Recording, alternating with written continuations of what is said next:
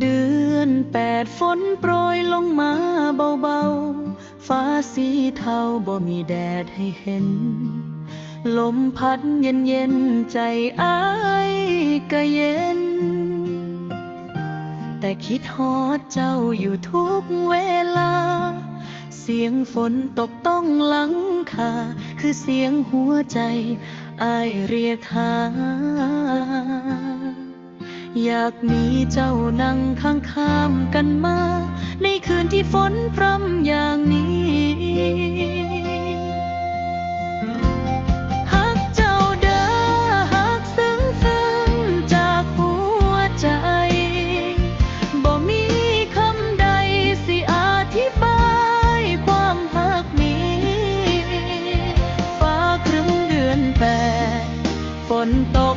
คืนทั้งปีแต่หัวใจอ้ายยังมีแต่เจ้า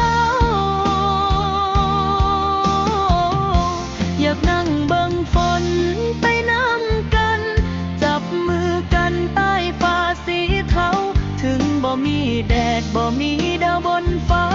แค่มีเจ้าอ้ายก็สุขใจ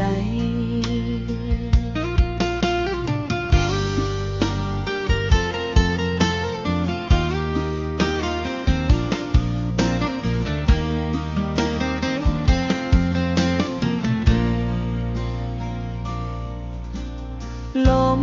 หนาวฝนพัดผ่านทุ่งนากลิ่นดินหอมลอยมาตามลมอ้ายคิดฮอดรอยยิ้มหวานของเจ้าคิดฮอดคำเว้าที่เคยบอกกันถ้าคืนนี้เจ้าบ่มีภัยให้อ้ายได้อยู่ข้างๆได้บ่นั่งฟังเสียงฝนแล้วบอกว่าฮักกันต่อให้หัวใจสองดวงได้พักพิงฮักเจ้าเด้อฮักซึ้งสั่งจากหัวใจบ่มีคำใดสิอธิบายความฮักนี้ฝนตกคืนทั้งปีแต่หัวใจอ้ายยังมีแต่เจ้าอยากนั่งเบิ่งฝนไปน้ำกันจับมือกันใต้ฟ้าสีเทาถึงบ่มีแดดบ่มีดาวบนฟ้าแค่มีเจ้าอ้ายก็สุขใจ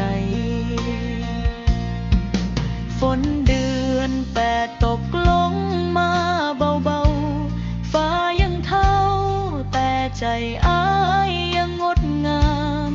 เพราะมีคำหนึ่งอยากบอกทุกอย่างฮักเจ้าเด้อฮักเจ้าผู้เดี